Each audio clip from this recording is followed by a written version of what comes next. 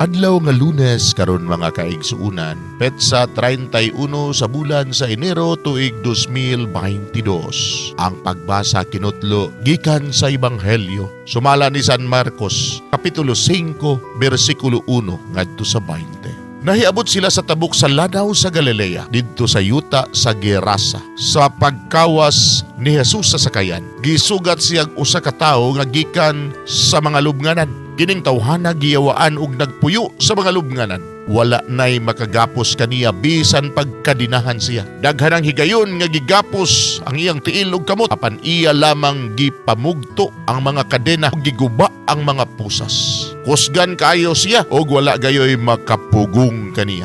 Adlaw o gabi magsuroy-suroy siya sa mga lubnganan og kabungturan nga magsigig-singgit og magsabad-samad sa iyang lawas pinaagi sa mga bato. Layo pa si Jesus sa diyang nakita siya sa tao nga gisudlan og daotang espiritu. Midagan siya padulong kang Jesus og miluhod sa iyang atubangan. Unya misinggit siya, "Jesus, anak sa labing halandon nga Dios, unsa may tuyo mo kanako? Sa ngalan sa Dios, naghangyo ako kanimo, ayaw intawon akong sakita." Nagsulti siya ni ini kay giingnan man siya ni Jesus. Espiritu nga dautan, gula ni ining tawhana.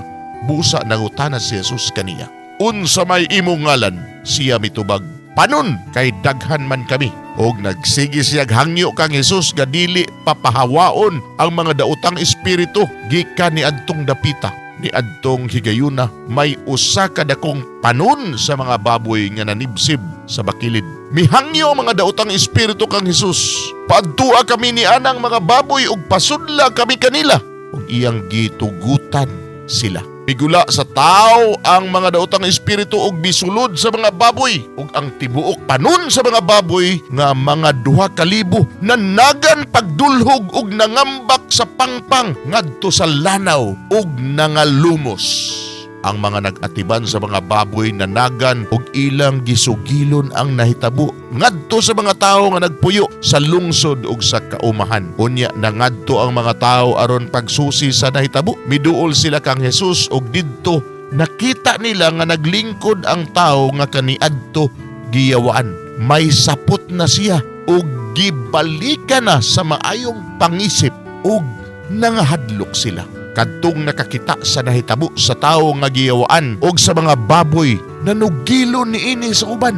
Busa gihangyo nila si Jesus nga mupahawa siya sa ilang dapit. Pagsakay ni Jesus sa sakayan, ang tao nga kaniadto giyawaan nagpakiluoy kaniya nga nag-ingon, "Mahimo bang muuban ko kanimo?" Apan wala motugot si Jesus og miingon hinuon, "Pauli sa imong panimalay og sultihi sila. Unsa kadako ang nahimo sa Ginoo kanimo ug unsa siya kamaluluyon kanimo." Busa ang tao milakaw og miadto sa Decapolis ug nanugilon mahitungod sa mga butang nga nahimo ni Jesus kaniya ug nahibulong pag-ayo ang tanan nga nakabati ni ini.